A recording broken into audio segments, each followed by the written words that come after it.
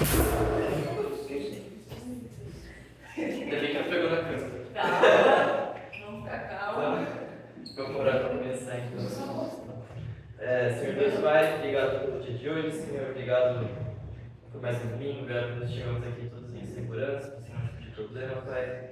Que agora o Senhor possa brilhar os nossos corações, nossas mentes, para a gente possa compreender mais de Ti, Pai, que a gente possa entender mais um pouco da Páscoa, da ceia do Senhor, Pai, o quão importante é a Páscoa chegando, a Páscoa vindo, que a gente possa saber o quão importante é essa comemoração para nós, a gente possa compreender o verdadeiro peso do que é isso para a nossa fé, Senhor. Pedir também pelo culto em seguida, pelo louvor, pela pregação, pela comunhão depois, que tudo possa ser para a sua glória e para a sua honra, Senhor, que a gente possa sair transformado, não só por uma semana, 2 semanas, mas por resto das nossas vidas. Em nome de Jesus, amém. Então, hoje o tema da aula é da Páscoa à ceia. Então, porque a Páscoa está chegando, já estamos entrando na semana para a comemoração da Páscoa. E vou relacionar como que a festa lá que a gente tem em Êxodo 12 instituída através de Moisés, como que Jesus ele vai ressignificar a Páscoa através da ceia. Então, vamos começar falando sobre a Páscoa. Então, só para a gente introduzir como que o povo hebreu chegou lá, né? Como que o povo de Israel chegou lá no Egito, né? Então, eles simplesmente não moravam lá. Então, mas como eles chegaram lá? Então, a gente vai ter Jacó amava mais a Raquel do que Lia, então Jacó teve 13 filhos, na verdade, né? Como a gente sabe. E José, antes de Benjamim nascer, José ele era o predileto de Jacó, tanto que deu uma túnica lá para Jacó, para José, né? E todos os outros filhos percebiam isso, e uma vez que José estava lá no campo, os irmãos tentaram matar ele, aí resolveram não matar ele, jogaram ele lá num fosso, venderam ele como escravo no Egito e começou a servir Potifar. Na casa de Potifar, tudo que ele fazia prosperava, tudo que ele fazia era bom. Potifar percebeu isso e colocou ele como mordomo da casa, como responsável por tudo que tinha na casa, porque tudo que José tocava prosperava. E ele chegou como mordomo, estava lá exercendo com excelência o que ele fazia, só que chega um momento que a mulher de Potifar começa a estar em cima de José nega, chega um dia que ela puxa ele lá para a cama, ele sai correndo, só que nisso ele fica pelado, ela puxa a túnica dele. Sai correndo pelado, ele prefere correr pelado e pecar contra Deus. E nisso a mulher de Potifar não gosta muito disso e acaba denunciando ele, falando que ele que estava tentando algo com ela. Potifar vai lá, ele era alguém que era do exército, né? Ele era um general, não sei como dizer a palavra, mas ele era alguém de importância dentro do Egito. José acaba preso, ele vira prisioneiro. Lá na prisão ele conhece o padeiro-chefe e o copeiro-chefe. Esses dois eles começam a ter sonhos e falam para José. José interpreta os sonhos de cada um. O copeiro-chefe ele interpreta que ele seria restituído como copeiro, seria novamente chamado por Faraó, e que o padeiro-chefe ele seria morto. Ambas as coisas acontecem. E nisso José tinha falado para o copeiro: lembra de mim quando você estiver lá. E tenta fazer algo sobre a situação. O copeiro esquece dele. Aí passa um certo tempo, o Faraó tem um sonho, aí não tem ninguém que consiga interpretar esse sonho, e aí o copeiro-chefe lembra de José que está lá na prisão, que ajudou ele, está lá na prisão. E aí chama José interpreta o sonho do Faraó. O Faraó teve 2 sonhos sobre a mesma coisa, então um era que tinham vacas gordas que eram comidas por 7 vacas magras, e que aí tem outro sonho que eram espigas cheias que foram engolidas por outras espigas que estavam sem nada, secas e vazias, e que como que José interpretou isso? Interpretou que seriam 7 anos de fartura e 7 anos de seca. E como ele interpreta isso com sabedoria, o faraó fala: o que eu faço? Ele fala para colocar alguém para administrar as coisas, para administrar tudo que o Egito produzia, né? Então tudo que as pessoas produziam era do Estado, né? No caso do Egito. Então, botar alguém para articular isso e conseguir colocar comida para esses 7 anos de fome. E aí o faraó sente que ele é sábio, coloca ele como governador do Egito. Então, lá no Egito você tinha simplesmente o faraó e José, um cara que era hebreu, um cara que não era egípcio, um cara que era prisioneiro. Então, a gente tem toda essa trajetória que ele vai do filho mais amado, é vendido como escravo, vira mordomo, vira prisioneiro e volta como governador do Egito. E nesse meio tempo, chega um momento que o Jacó e seus filhos eles estão sofrendo com essa questão da seca, a questão da fome, os filhos de Jacó vão até lá conseguir comida, José identifica eles, aí tem toda uma trama lá que ele coloca dinheiro, eles voltam para Jacó, ficam lá, acaba a comida, eles têm que voltar, aí Benjamim fica retido, tem todo um conflito lá, só que chega certo momento que José se revela aos irmãos, traz o pai também, traz Jacó, se revela, o pai chora, toda aquela comoção, todo aquele drama, se reuniram, né? O filho já estava morto, está vivo, o filho predileto ainda, né? E então, só que aí nisso a gente acaba com Gênesis, José, o povo lá, Jacó morrendo, Jacó abençoando os filhos, né? Acho que na Gênesis 49, e acaba no 50 com a questão que o povo estava lá no Egito.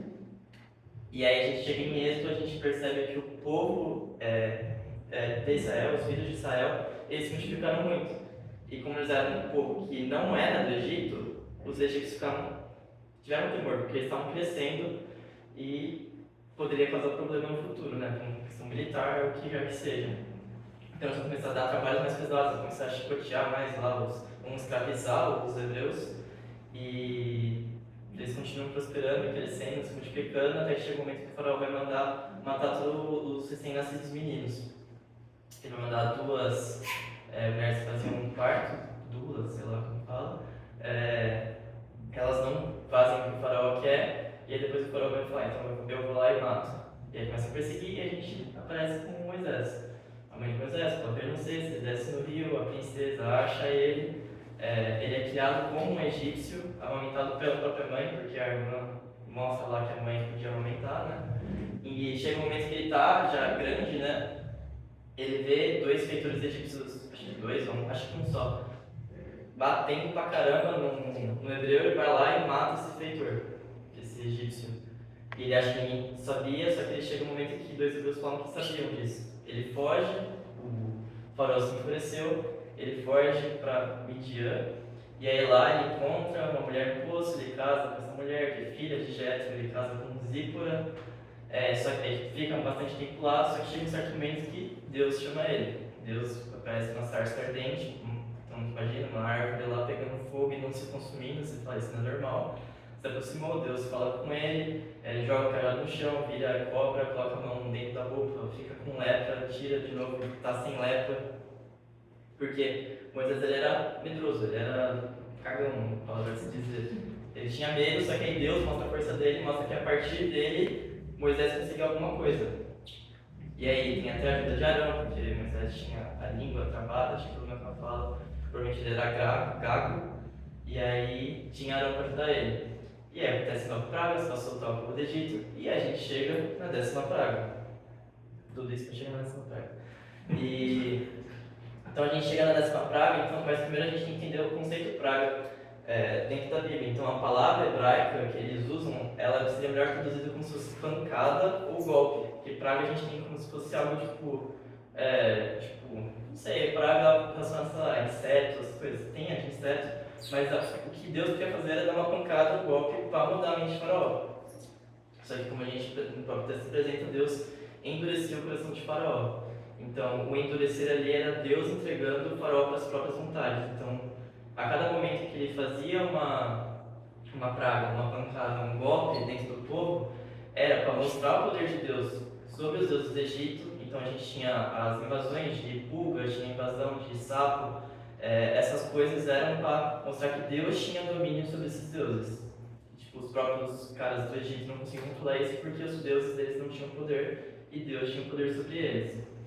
E na 10ª praga, Deus vai dar o golpe final, né, a pancada final, que vai aparecer lá em Êxodo 11, que a gente vai ter, e todo primogênito na terra do Egito morrerá, desde o primogênito de Faraó, que se assenta no seu trono, até o primogênito da escrava que moe a farinha, e todo primogênito dos animais, e todo primogênito dos animais. Haverá grande clamor em toda a terra do Egito, nunca houve antes, nem haverá jamais. Porém, contra nenhum dos filhos de Israel, desde os homens até os animais, nem mesmo um cão rosnará, para que vocês saibam o que o Senhor fez de distinção entre os egípcios e os israelitas. Então, a 10ª praga, a 10ª pancada que Deus vai fazer é matar todos os primogênitos do Egito, seja você humano ou seja animal.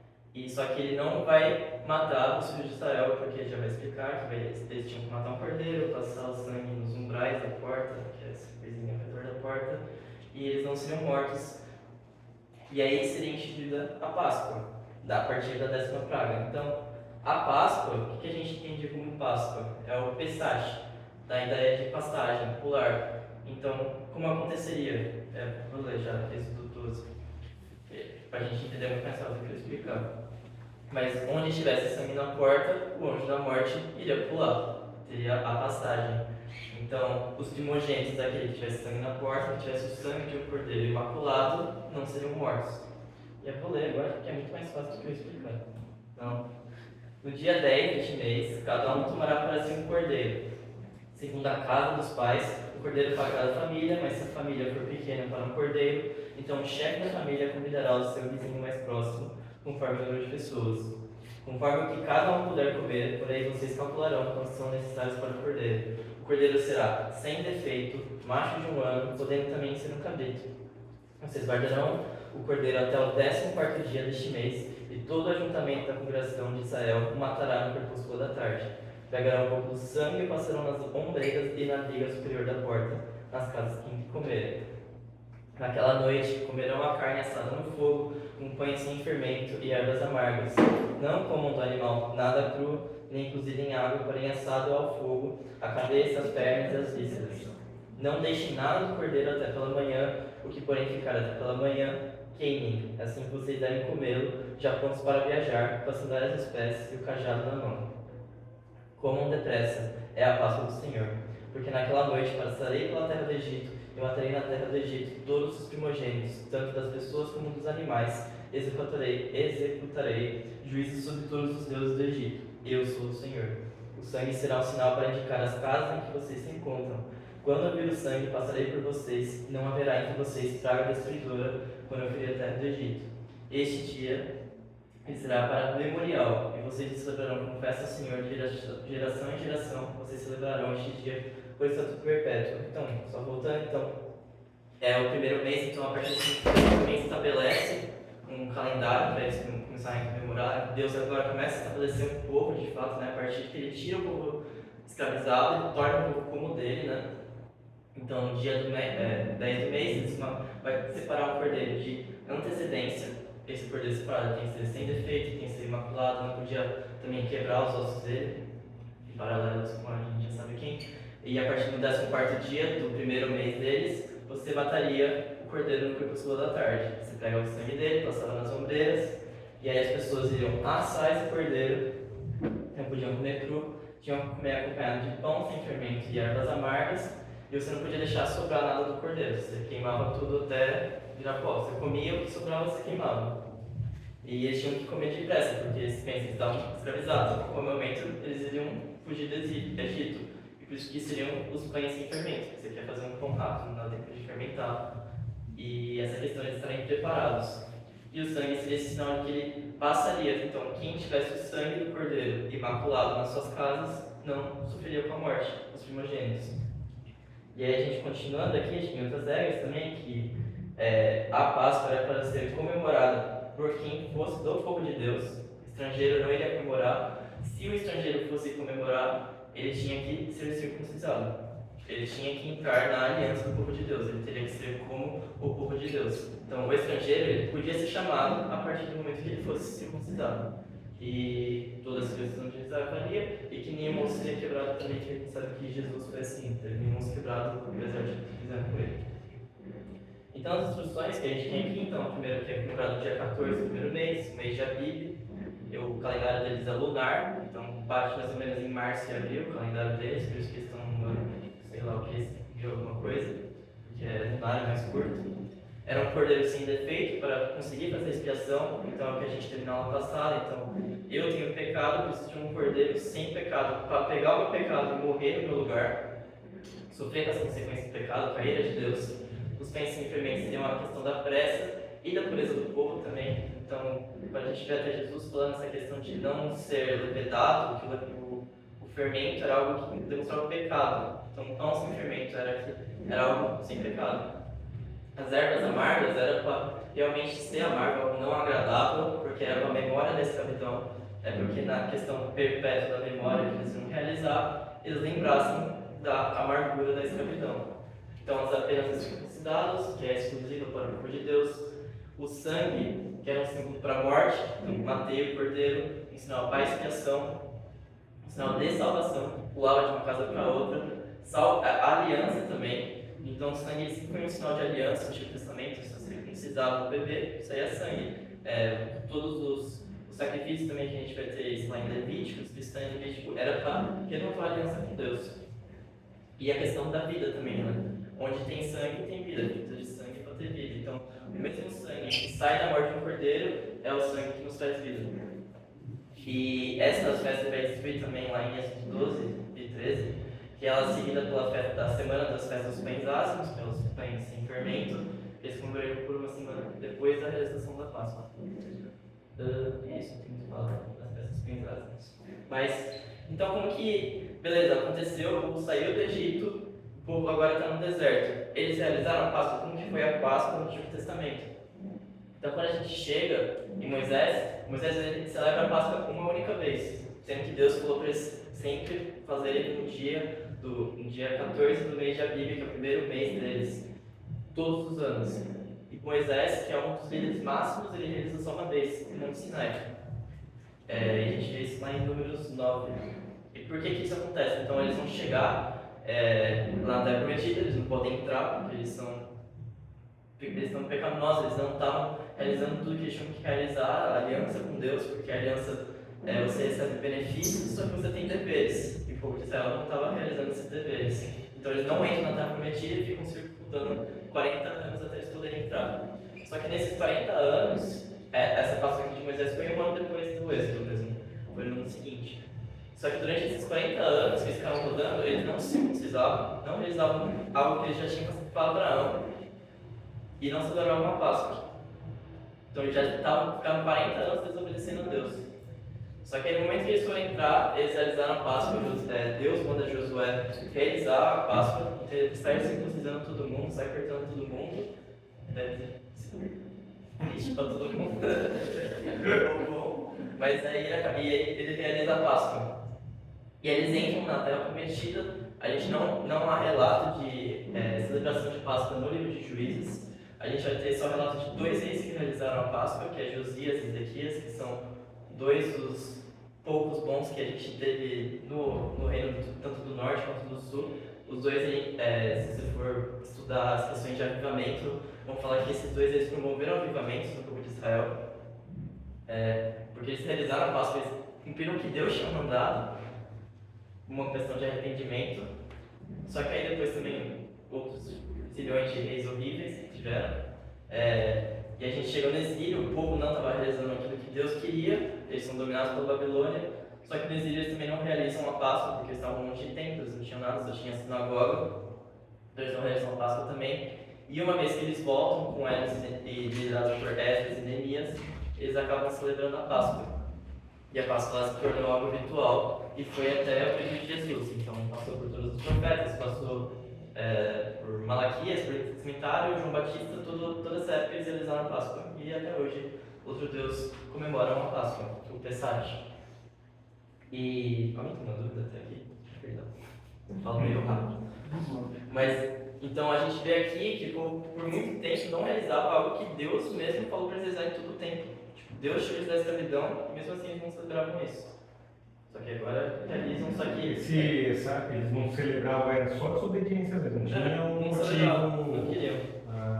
A circuncisão também muitas vezes não faziam porque para alguns povos era sinal de desgraça, assim, de vergonha. Então, sei lá, um grego vendo aqui nem tinha grego aqui ainda direito, mas um grego vendo um judeu circuncisado, ele era motivo de piada. O hebreu porque não tinha um prepúcio, sei lá, coisa da antiguidade.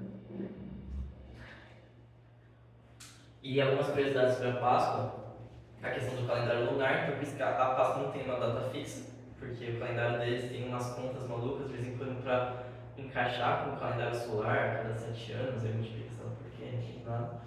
Mas muda todo ano por causa disso. A gente vê também lá em Números 9, quando Moisés ele realiza a Páscoa, a segunda Páscoa, só que ele permite uma segunda Páscoa no mesmo ano. Porque tinham pessoas que estavam impuras, pessoas que não conseguiam chegar até a semana da Páscoa, então Moisés ele permite que as pessoas realizassem uma Páscoa um tempo depois, no mesmo ano. Então, em tese, foram duas Páscoas que Moisés... 3, né? Que é a primeira e as outras duas. Mas, sei lá, tem uma Páscoa extra em algum momento da Bíblia. Então, Moisés também, a partir da lei, também era permitida a venda de cordeiros perto do templo, porque muitas pessoas às vezes vinham de longe e tinha como o cara ficar carregando um cordeiro o tempo todo, é muito mais difícil. Então, a partir da lei, eles permitiam que as pessoas pudessem comprar um cordeiro perto do templo, lá em Jerusalém, para que elas conseguissem celebrar a Páscoa e conseguissem fazer o sacrifício delas. Só que a gente vê lá no tempo de Jesus, se tornou comércio, por isso que Jesus sai quebrando tudo. Então, esse que é a origem de como que entra o comércio dentro do templo. Então, era algo que era bom para ajudar quem viajava, só que chega no tempo de Jesus, as pessoas estavam com o comércio, que é ganhar dinheiro em cima das outras pessoas, não para ajudar o irmão dela. Então, qual que é o significado da Páscoa para os judeus? Como que os judeus eles compreendiam a Páscoa? Então, a primeira questão é a memória da escravidão e a salvação provinda de Deus. Eles estavam sob o poder do Egito. O Egito, a todo momento na Bíblia, é visto como Egito e Babilônia, era sempre visto algo como muito ruim, era algo que era oposto de Deus. E eles estavam sob o domínio do Egito e depois quando falou Babilônia. Só que Deus traz a salvação, Deus, a salvação vem de Deus, exerce através de Moisés, mas sempre veio de Deus. Uma maior escravidão. E que a partir do sangue de um cordeiro puro, sem defeitos, sem ossos quebrados, e comido inteiramente nos salva da morte. Então, essa questão de um cordeiro, que através do sacrifício de um cordeiro, através da expiação, Deus ele conseguiu redimir um povo, libertar da escravidão e levar para uma terra prometida. Então, até pedir que vocês não decorarem, mas gravarem isso. Então, que o significado da Páscoa para um judeu, Pesach, era o povo que era escravo, é salvo através do sangue de um cordeiro e levado para uma terra prometida. E a gente vai ver como isso tem um paralelo com aquilo que a gente tem no Novo Testamento. E só para acabar essa parte da Páscoa, do Êxodo 13, 12, 13, vai falar: vocês deverão separar para o Senhor todo o primeiro filho, homem que nascer, e todo o primogênito dos seus animais. Os filhos e filhotes machos serão do Senhor, porém todo o primogênito da jumenta vocês poderão resgatar como um cordeiro. Se não resgatarem, deverá ser desnucado, matar. Mas vocês resgatarão todo o primogênito do homem entre os seus filhos. Se no futuro seu filho perguntar o que significa isso, você responderá: o Senhor com a mão forte nos tirou da casa da servidão. Então, o que eu queria dizer com esse versículo é que quem foi salvo na Páscoa eram os primogênitos. E a partir do momento em que eles foram salvos por Deus, salvos da morte, essas pessoas se tornaram servas de Deus.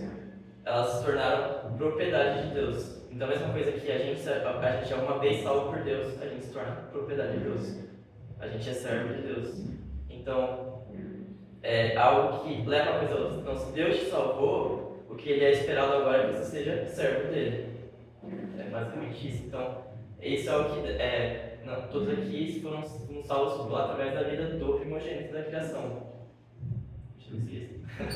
Então, nada mais, nada menos que a gente fazer é servir a Deus e lembrar todo mundo que o Senhor, com a forte mão, nos tirou das casas da servidão, do pecado. Aí, no caso, era o Egito. Alguma dúvida? Fácil? Nada? Então, a ceia. Então, qual que é a relação que a gente tem da Páscoa com a ceia? Então, a gente vai para a última Páscoa de Jesus. Todos esses textos, os 3 evangelhos vão falar bastante. Então, a gente vai ver nos 6 evangelhos quando Jesus, 6 não sinóticos, né? Assim, eliminando João. Não, os 3 sinóticos, João que não é sinótico.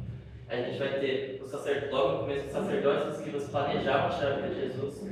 Então, se aproximando da Páscoa, se aproximando do início da festa dos pães ázimos, a gente vê sacerdotes e escribas, eles tentando argumentar com Jesus, fazer Jesus dar uma bola fora, eles conseguirem matar Jesus, e Jesus nunca dá essa bola fora. No momento ele vai falar que ele fala a questão do eu sou, então eles vão ficar malucos com isso, porque o eu sou é remetendo ao eu sou que se apresentou a Moisés. O eu fui, sou e serei, né? Essa questão de Deus é eterno, é o único que é, de fato. Né?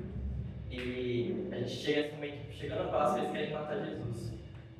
Aí corta para Jesus, os discípulos preparando a Páscoa na casa de Maria, só que a Maria é mãe de João Marcos, que é quem escreve o Evangelho de Marcos. E a gente chega nesse momento, prepara lá uma salinha, tem a questão do jumentinho também, que fala que vai ter um jumentinho para ele chegar na cidade, toda a cidade pega lá as plantinhas, esqueci o nome, as palmeiras ficam aqui e começa a gritar usando, que a salvação vem do Deus de Deus. Né?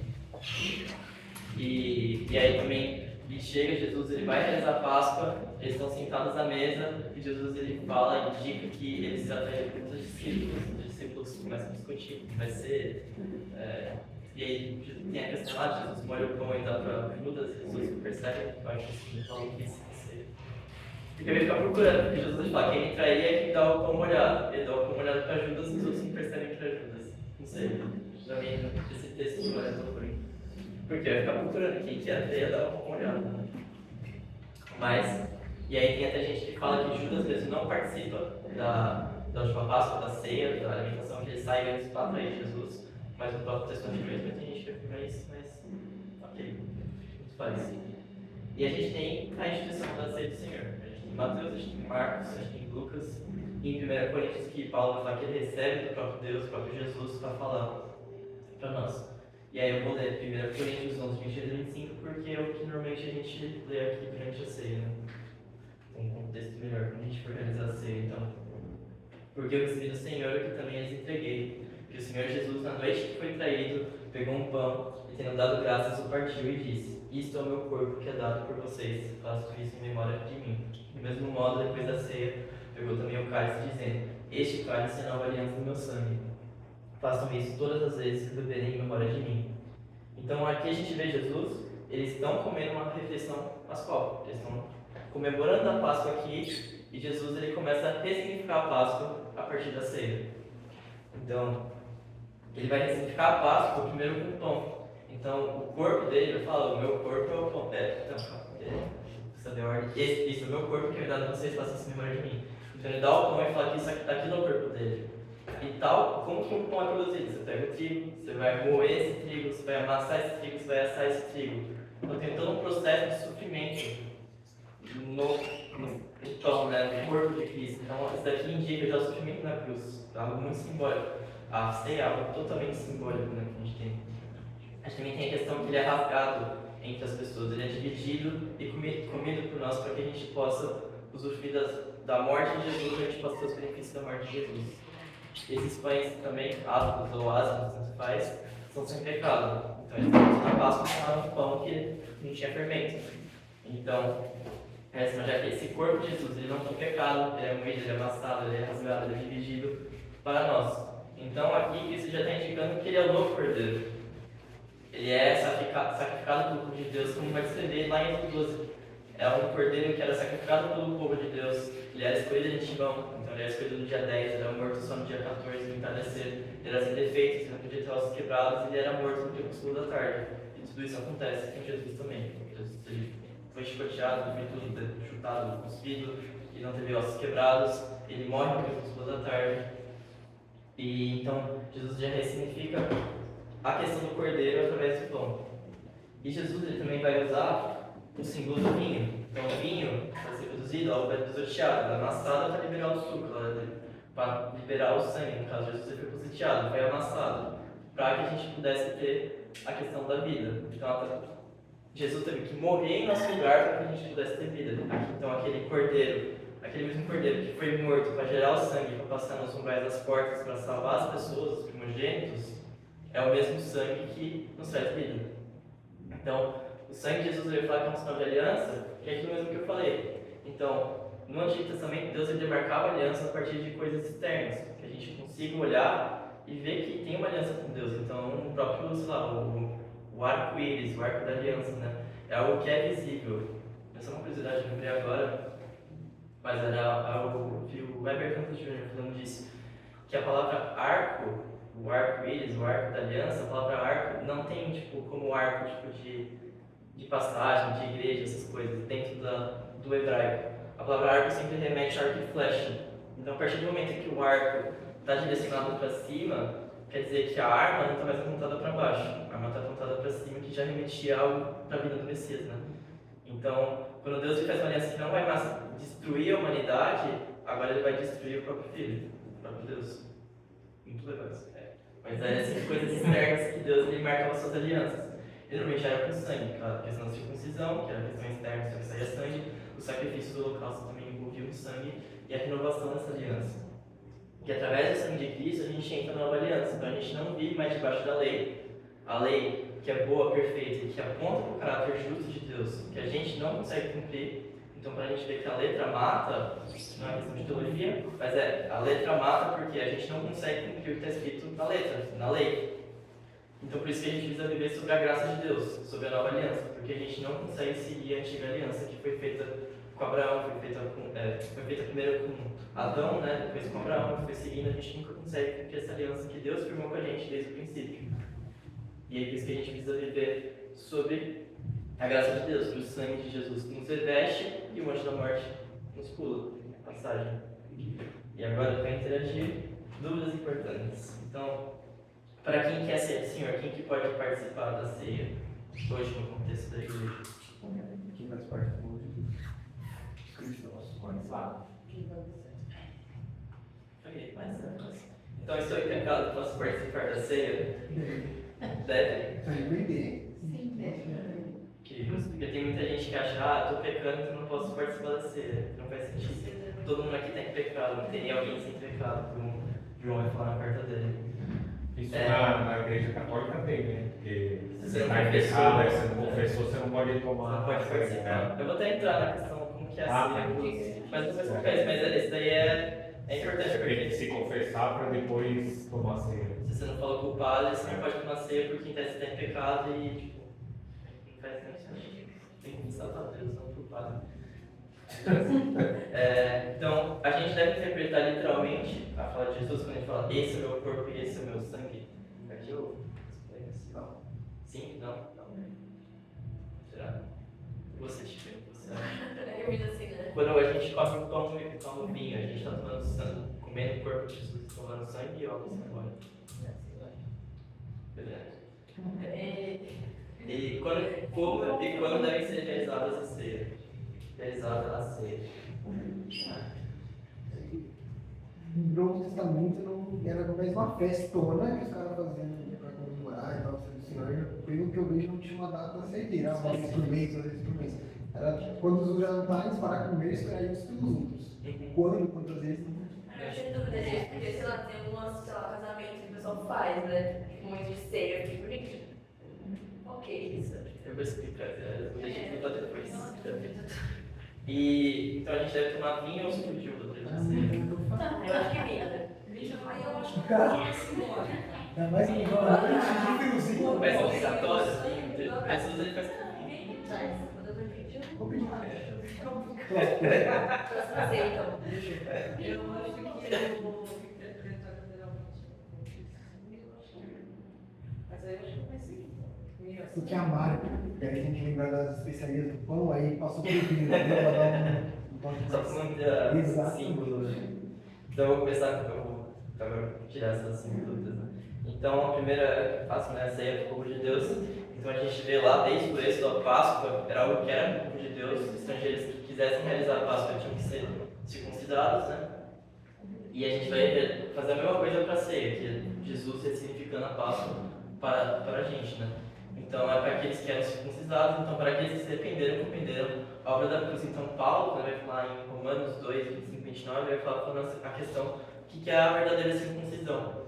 Eu vou falar quem que é judeu de fato. É o cara que foi circuncidado quando era criança, com uns 8 dias, ou é a pessoa que se arrependeu de fato e entendeu a obra de Cristo, a obra redentora de Deus. E Paulo vai falar que é quem compreendeu. Então eu, japonês, que não sou judeu, eu sou considerado judeu do povo de Deus, porque eu fui circuncidado no meu coração. Eu me arrependi e entendi a obra de Cristo. Então, a mesma coisa. Então, estrangeiros podiam participar, que fossem circuncidados, então é essa mesma ideia. Então, a gente participa, nós que aqui, né, em judeu, participa porque a gente se compreendeu a obra de Cristo e a gente se batizou. Então, você só pode participar da ceia a partir do momento que você está batizado, que é o momento, porque a nossa igreja acredita, né? A partir do momento que você compreende a obra de Cristo, em tese, né? Se batiza porque em tese você compreendeu isso.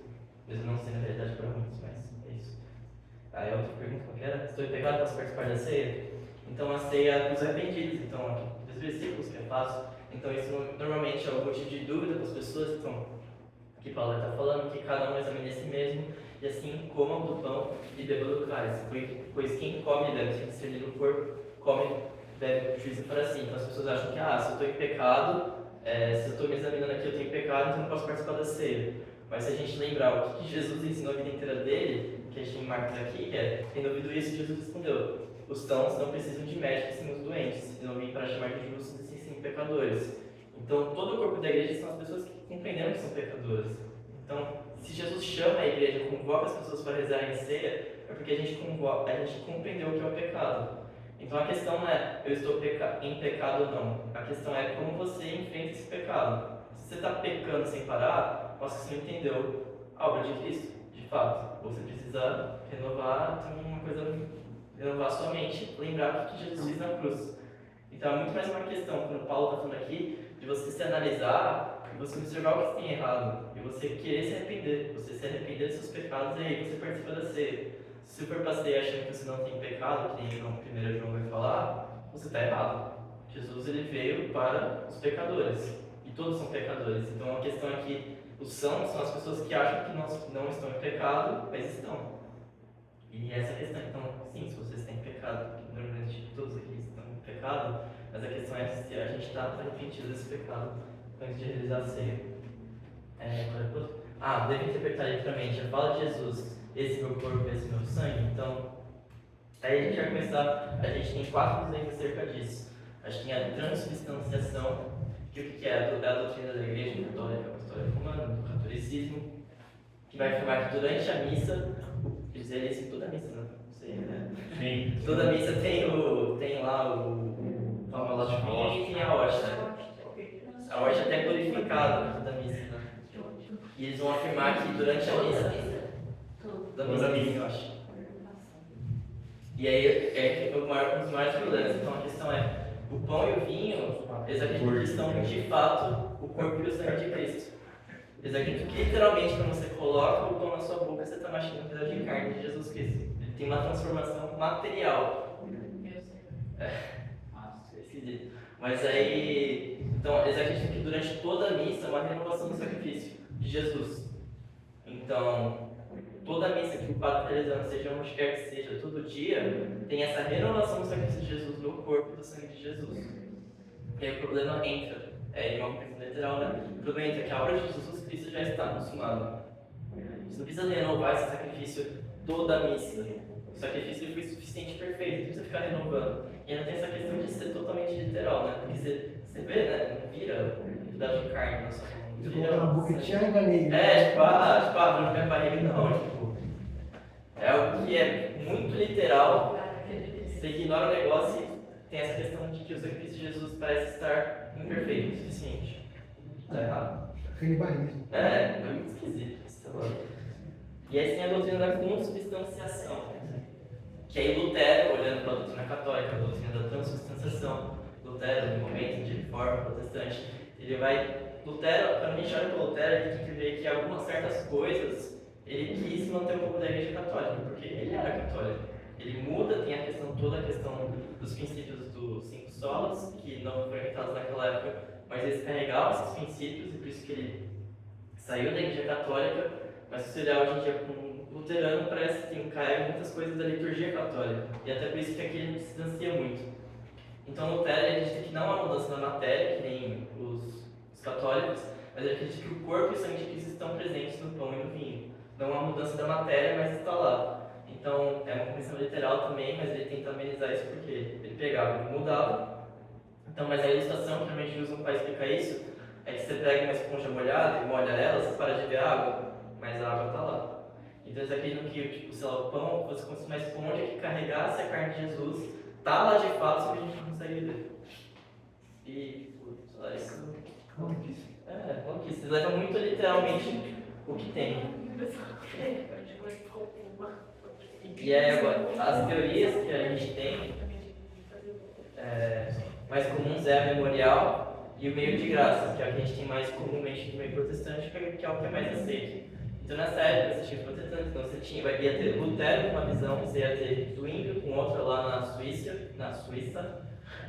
e João Calvino lá na França, Genebra na época que era um estado sozinho, também na Suíça hoje.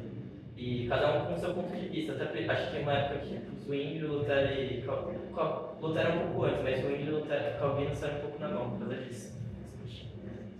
Mas, isso faz. E próximo, então, é um memorial. Ele acredita que a ceia é apenas um memorial. Jesus vai falar, é uma questão memorial, é algo simbólico. Então, o corpo e o sangue não estão presentes fisicamente ou espiritualmente. Então, a gente retoma a memória do que os discípulos fizeram lá na última ceia de Jesus, na instituição da ceia e na última Páscoa de Jesus. Né? E Calvino ele vai acreditar que é um meio de graça. Calvino ele acredita que o corpo e o sangue de Cristo eles estão presentes espiritualmente nos elementos da ceia, porque Jesus fala, isto é o meu corpo e isto é o meu sangue. Então ele vai levar a questão, tipo, obviamente, fisicamente não mudou, então ele não vai acreditar que na igreja católica que é uma transformação material e que nem Lutero que é algo que carrega a mesma coisa, mesmo como se fosse uma esponja, ele acredita que espiritualmente está lá. E que a partir disso, de estar espiritualmente presente, é que ele alimenta nossa alma e serve como um meio da graça. E antes da aula eu falei com meu tio qual que era o ponto de vista da igreja, porque eu fico meio em dúvida entre essas duas. Não sei. Eu acredito mais nessa do Calvino, porque Jesus ele de fato fala que aquilo espiritualmente é algo que nos traz benefício. Só que eu acredito que a nossa igreja é uma função disso. É algo simbólico. A gente faz para retomar o que Jesus fez na cruz, celebrar a morte de Jesus Cristo na cruz, mas é algo também que nos traz benefício espiritual, porque é algo que de certa forma nos alimenta. Eu não sei qual que é a visão da Igreja Cristã da Família, não sei a visão das Igrejas Cristãs da Família na Ana Franco. Eu acho que os pastores nunca discutiram e chegaram a consenso, que acho que está pensando em discutir isso também. Mas, tipo, na prática, a gente está retomando o que Jesus realizou e isso nos traz benefício espiritual, senão Jesus não ia falar para a gente fazer. É isso. E qual que é a outra pergunta? Como e quando deve ser realizada a ceia? Então, na época da igreja primitiva, logo depois que os apóstolos realizaram, né? Tem aqui os exemplos de Atos 2 e Atos 20, que eles estavam comendo pão em comunhão. A gente vê que tinha a festa do ágape. Então, normalmente as pessoas falam ágape, mas na verdade é ágape. Falam ágape por causa do livro lá do padre. Mas é um disco também. ou assim, então no lugar errado. Mas é a festa do ágape. Então, eles realizavam na igreja primitiva isso. Eles realizavam a ceia do Senhor em meio a uma festa, que era essa festa do amor, né? Então, só que a gente até vê isso aqui, não fala que é a festa do amor, mas é de se imaginar que já realizavam isso na época da igreja apostólica. E a gente vai ver que a partir disso, a celebração da morte de Cristo ela vai começar a virar uma mera festa. A gente vê Paulo falando isso no próprio 1 Coríntios 11, Pedro falando e Judas falando, os falsos profetas vão falar que as pessoas ficavam embriagadas, tinha pessoas que ficavam sem comida. Então algo que era para juntar o povo de Deus, para lembrar da morte de Jesus, se tornou uma mera festa. E tanto que a gente vai ver isso, tipo Lutero na Reforma, ele vai começar a reclamar de pessoas que tratavam a celebração cristã, os feriados cristãos na época, como meros feriados. Então, ao invés da pessoa ficar retrospectiva no dia da Páscoa e lembrar o que Jesus fez, as pessoas, sei lá, viajavam com a família, com essas coisas. Sendo que é uma data para a gente lembrar. Tanto que ele até fala, tipo, que trabalhe algo que, tipo, tratar como se fosse um dia comum. Então, as pessoas, desde a igreja até a época da Reforma, e até hoje, né, começaram a menosprezar as questões, tipo, a liturgia cristã, né, a Natal, que é algo mais recente, de comemoração, mas a Páscoa, que é algo que a gente tem desde os judeus, né, começaram a ser tratadas de forma, tanto faz, uma festa. E aí, por causa disso, no século I a ceia foi separada da festa. Então, se fosse fazer festa, e se quiser fazer ceia, você faz a ceia. Então, um cálice de suco, o cálice também já pegava um negócio hoje por questões higiênicas, para não consumir o cálice. Dividia o pão e realizava a ceia como Jesus realizou. É algo privado ali, é algo que não é uma festa, não é uma exuberância para você aproveitar. Também, aí depois, a festa do ágape foi proibida. Se você realizasse ela, você podia ser expulso da igreja. Era os concílios de Cartago e de Orleans. E acho que lá pro século, isso aqui acho que século VI, e lá no século VII eles de fato proibem a festa do ágape, porque as pessoas continuavam realizando e trazer problemas. Tem até a carta de Agostinho reclamando da festa do ágape, porque as pessoas tratavam, tipo, ficavam malucas na festa. Tipo, vai fazer de formatura, fazer a ceia. Loucos por Jesus. E aí então, a questão de como e quando você realiza a ceia, por isso que eu entrei na questão do ágape, que deve ser realizada parte de qualquer festa. É como se fosse um banquete de Deus nos chamando para a reconciliação, para estar à mesa com Ele, em comunhão com os nossos irmãos, com algo que a gente pode experimentar, que é o pão e o vinho. Só que não é isso que Deus quer, não é pra ser é uma celebração, mas não é pra virar uma festa de loucuras e bebidas que as pessoas ficarem bêbadas, assim, mesmo. E a gente vê também, então o foco principal é a comunhão, a celebração do que foi feito aquilo por nós na cruz. E como que a gente deve estar diante da ceia? A gente deve estar humilde, a gente deve estar grato, feliz, introspectivo, que é aquilo que Paulo fala, para a gente olhar para nós mesmos, o que a gente está errado, e a gente estar arrependido dos nossos pecados, e aí você toma a ceia. Não você está procurando beber e comer, simplesmente. E a questão de quando, quem o Daniel falou, não tem um tempo estabelecido. O menino Jesus fala, de mês em mês, de 2 em 2 meses, aquelas semestre, anos. Então, cada igreja define quando a ser realizada, dependendo da conveniência que tem. Na nossa igreja, uma vez por mês, todo o primeiro culto. Provavelmente, semana que vem, que é Páscoa, né? Então, são 13 no ano. E a questão da doutrina. Então, a gente tem muitas igrejas que, tipo, acho que era de Spurgeon, por exemplo. Ele realizava, acho que ia ser de 6 em 6 meses, 3 em 3 meses. Por quê? Porque antes de realizar a ceia, com toda a comunhão da igreja, ele tinha que dar um tempo para ele conseguir conversar com cada membro da igreja para ver se essa pessoa estava de fato arrependida e era cristã. Então a gente sabe que, tipo, dentro das igrejas tem pessoas que não estão de fato convertidas. E o Spurgeon conseguia, ele ia atrás e falar com essa pessoa, porque se essa pessoa toma ceia sem estar arrependida, é juízo para ela mesma. Então, como um ato de amor, o Spurgeon fazer isso, como um ato tipo, de correção também, né? A pessoa notar, tipo, porque não, você fala, caramba, aquele cara tá tomando. Não aquele cara, mas a pessoa se olhar e falar, caramba, não estou tomando a ceia, tem algo de errado. Então, como um método de correção, então algo da doutrina também, né? Que Spurgeon realizava. Suco de uva ou vinho. Então, o vinho era algo que era comum e recorrente na época de Jesus. Tem gente que vai tentar argumentar que fala que Jesus tomava suco de uva, que era o fruto da vide, isso é loucura. É da cultura, é da época que você toma vinho, tipo, não faz sentido. Porque a questão do vinho também é que o vinho tem álcool. O vinho não vai ficar todo aqui no suco de uva. Em algum momento vai virar remédio. Então, o vinho era o que era comum, o primeiro milagre de Jesus foi transformar água em vinho. Fala que as pessoas gostavam, então, tipo, vinho era algo comum da época. E a primeira ceia, quando Jesus institui, foi feita com vinho. Então, esses argumentos que falam que era suco de uva, fruto da vide, não tem fundamentação sólida, histórica, bíblica, nem nada. Nem um forte senso comum também. Então, a gente, hoje, Jesus suco de uva por mera conveniência aqui na igreja. Pessoas que lidam com alcoolismo, questão de preço, questão de menor de idade, tomar. E são esses quesitos por que a gente usa suco de uva na igreja. Alguma dúvida dessas perguntas aqui? Essa é a primeira fase, a segunda também de boa. A terceira, acho que teve mais dúvida, mas também não sei a minha resposta. Eu sou mais da visão de Calvino, no meio da graça. A pessoa falava que era ruim, comer quando não tem estabelecido, e é suco de uva por conveniência. Podia ser vinho, tanto faz. É que aqui tem muita gente nova, mas teve uma vez que o Robertinho estava orando pelo vinho, pelo suco, pelo sangue, e orou pelo suco de laranja. Então, se é suco de uva de laranja, que seja, o que você tem? A gente tem acesso a suco de uva e a gente usa suco de uva. O vinho também teria, mas Uma coca. Zero. então, o copo... Gelado, né? Que referência é essa? Se passa. O que a gente entende como significado da ceia do Senhor? Então, ela é a gente lembrar a morte de Cristo. Quando a gente lembrar que teve o pão que foi moído, partido, rasgado ao meio, o sangue que foi livrado por Jesus na morte, que nos traz vida. Então, é essa morte que nos traz benefícios. Então, essa questão, quando a gente come do pão e toma do vinho, a gente se torna participante dos benefícios da morte de Cristo.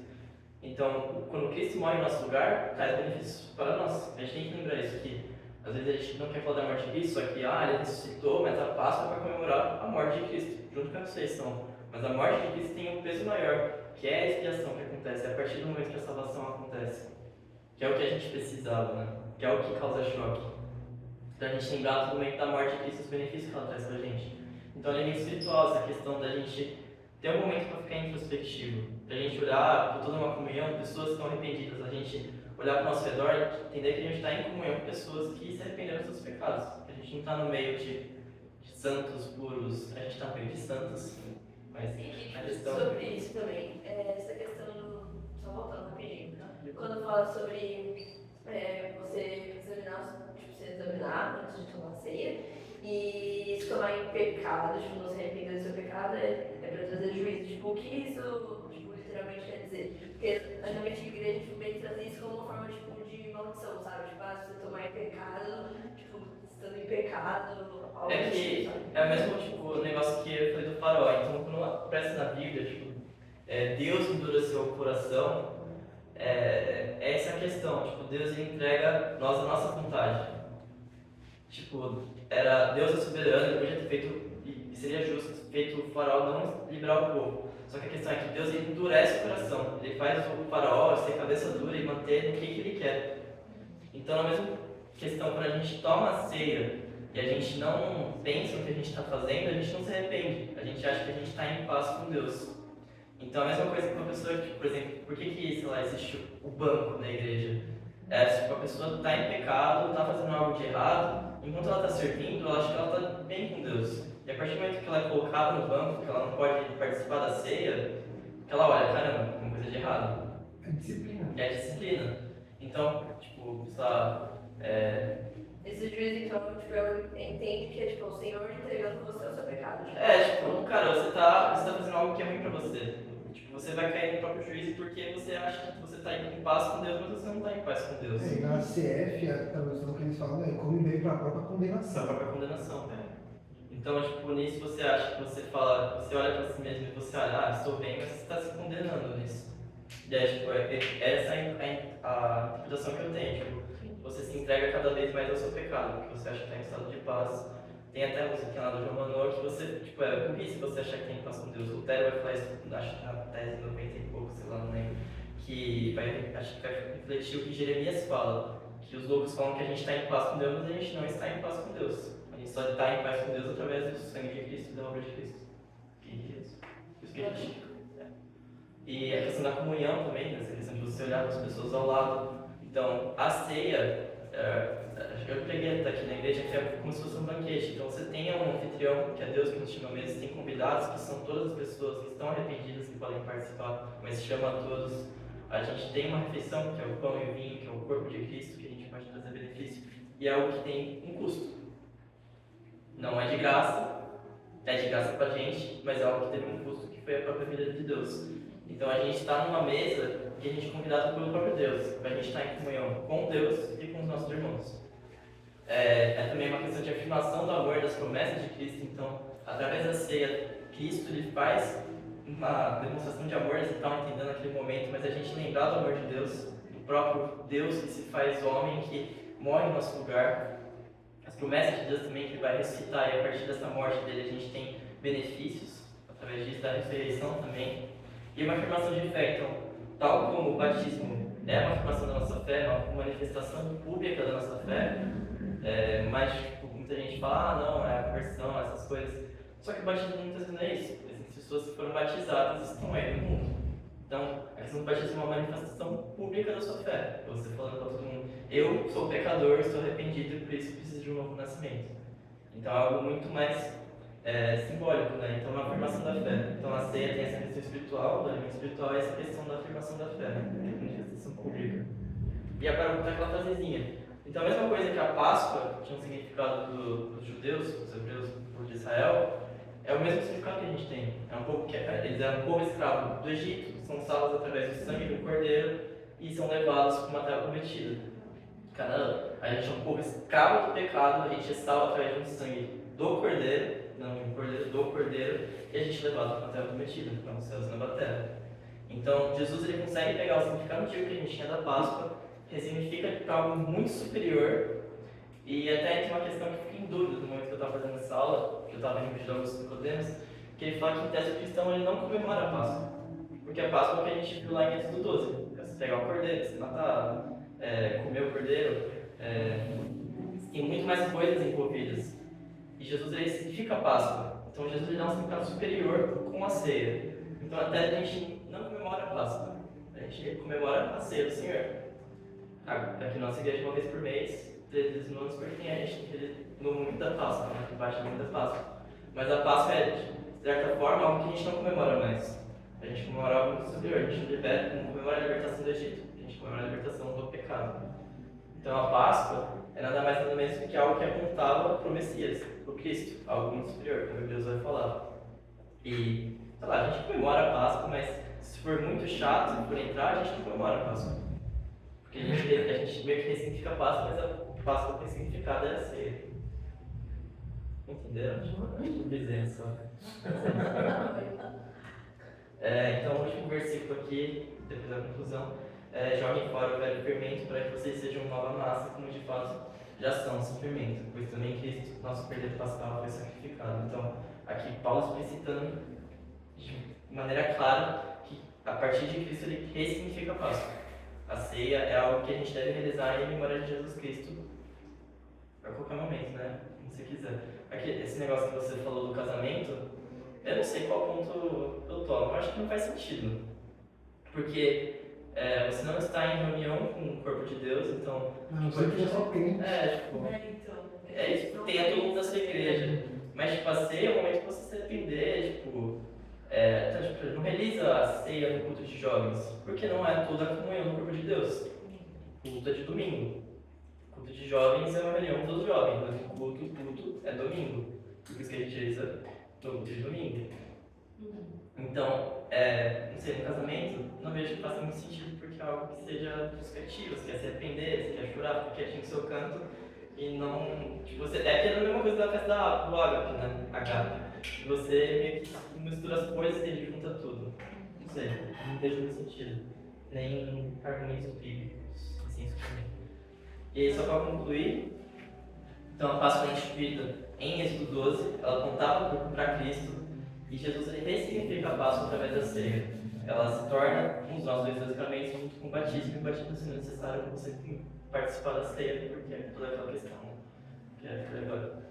E a ceia deve nos fazer lembrar daquilo que foi feito por nós na cruz, antes inimigos e agora filhos de Deus. Então, hoje a gente tem ceia, semana que vem a gente tem ceia. Semana que vem a gente tem ceia. Então, para a gente tomar a ceia, a gente lembrar o que de fato é a ceia. A gente lembrar que é a Páscoa ressignificada. A gente lembrar do peso que a gente estar antes escravo e hoje a gente é filho de Deus. Antes inimigos de Deus e hoje a gente é filho de Deus. Então a gente perceber o peso que é e ter essa questão na nossa mente que o peso da ceia, né? A gente vê quando a ceia se torna algo comum, ver pessoa pegando água, levantando, mexendo no celular, conversando, dar um copinho pro outro, fazer uma piadinha. Só que é um momento pra gente estar introspectivo, que nem Paulo falou. A gente tá lembrando a morte do próprio Deus que nos salvou da escravidão. Então a gente não tratar como algo leviano. Mesmo que a gente faça algo que seja todo mês, que a gente fica habituado, vira rotina, só que a gente não deixar se tornar rotina. A gente lembrar que aquele versículo que eu vou botar lá no começo.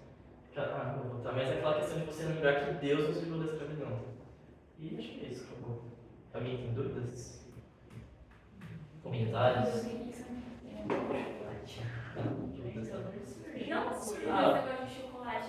O chocolate, eu não lembro, mas não, eu vou falar. Acho que acaba o coração depois eu tiro.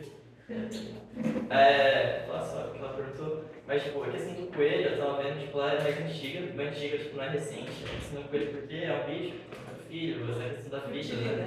É fertilidade, tem muito filho. E por ser Páscoa a vida, Jesus ressuscitou, eles colocaram o coelho como algum símbolo assim. Eu acho que o chocolate foi algo mais comercial, porque o chocolate, eu não sei dizer, mas deve ser algo mais recente, né? Porque o chocolate não era tão. Era algo muito caro, né? Você pegar cacau lá da África, do Brasil, levar para a Europa e fazer. Não que agora esteja parado, né? Mas agora é algo muito mais acessível. Então, acho que foi um meio de se comercializarem a Páscoa, né? Como o Natal, e presente. Generosidade. Presente, Páscoa, coelho, chocolate e cenoura. Ovo! Não sei. Deve ter uma explicação pra você atrás, mas não tem os porquês do chocolate. É que o chocolate é amargo, igual os outros mentos.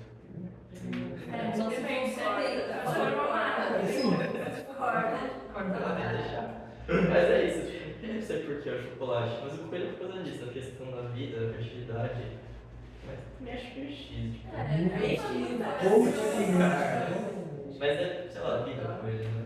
Tirar o foco do gente Sim. Mas é isso. Tipo, mas normalmente eles sempre tentam lembrar. É que, sei lá, por exemplo, as pessoas, Natal, por exemplo. Por que é o Papai Noel? Por que o Natal é exato um dia se a gente não sabe quando Jesus nasceu? A gente quer que nasceu mais para setembro, tipo, de acordo com as condições que eles veem lá no livro. Mas, tipo, o Natal é comemorado no dia 25 de dezembro porque, acho que não lembro o nome, solstício, sei lá. Porque é o último dia em que os dias são curtos. Então na Europa tem. Aqui no Brasil tanto faz, é tudo igual. A gente é verão o tempo todo. Só que na Europa eles têm as estações. E como lá era o centro da igreja por uma época, então o Natal, a demarcação, tipo, os dias eram muito curtos. E a partir do Natal os dias ficam muito longos. Então é o momento em que a luz começa a, tipo, governar, tipo, lá na Europa. Então por isso que o Natal é isso, tipo, Jesus nasceu, agora vai ter mais luz. E aí depois vira o Papai. Faz mais sentido. Vira o Papai Noel porque o São Nicolau era o cara que batia, ele era um cara da igreja, ele era generoso, ajudava muitas pessoas, e ele batia em herege também, que ele era muito bom.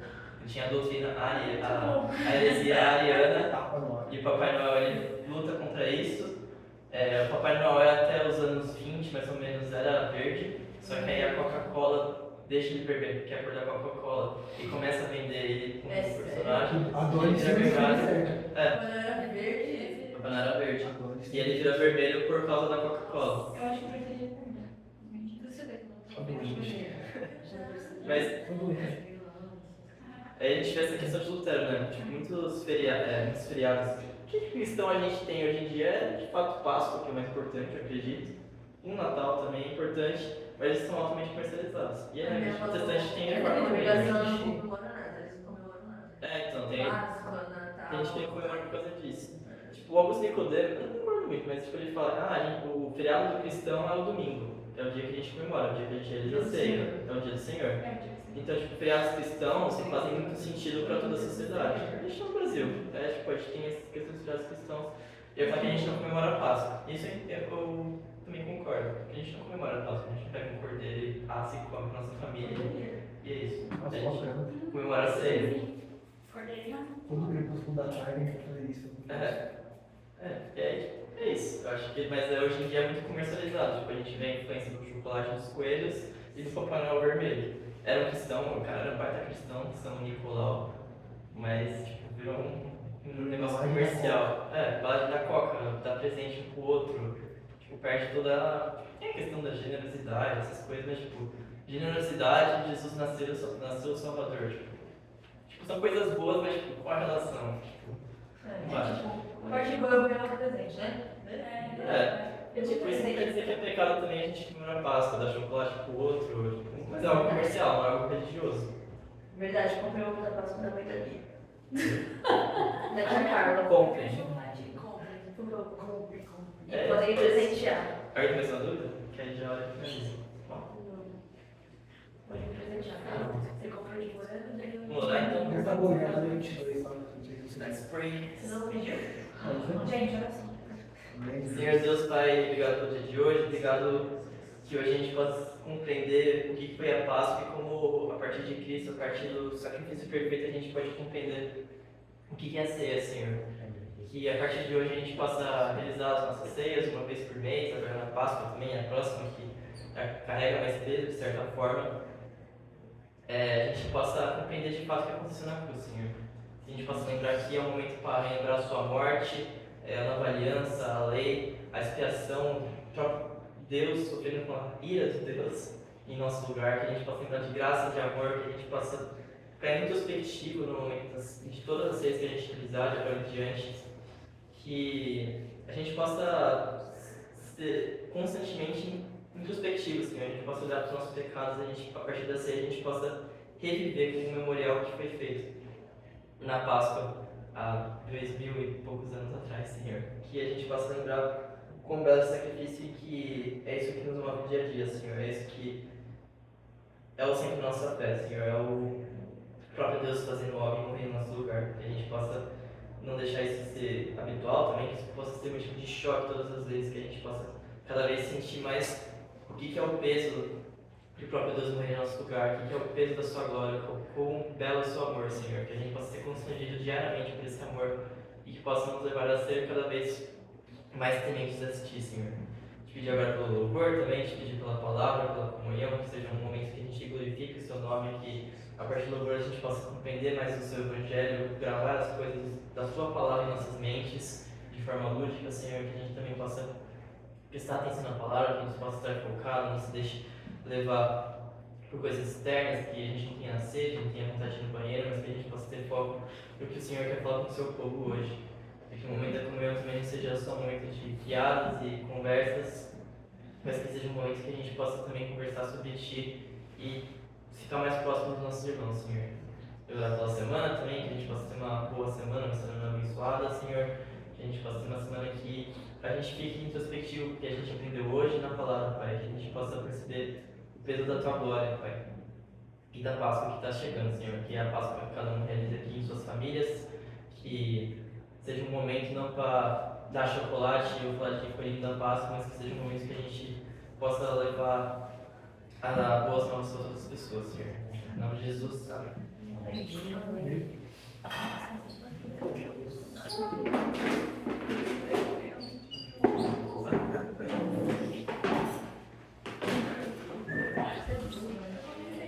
Não sei pensar, né?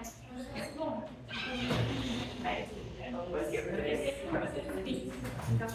Você vai comprar Tem que mudar? Depois eu vou. Mas Vou fazer aqui, ó. Tá bom. Nossa, Breno. É, a gente cuida das coisas do Senhor, né, Dani? E aprender mais sobre. Né? Chegou atrasado, ele muito louco. Impressionante. Eu vou dar um gole nesse cafezinho aí, né?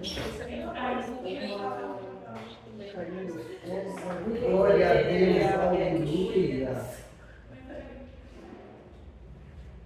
Não, derrubei no meio também, meu Deus. Nossa. A gente vai ficar mais. Ah,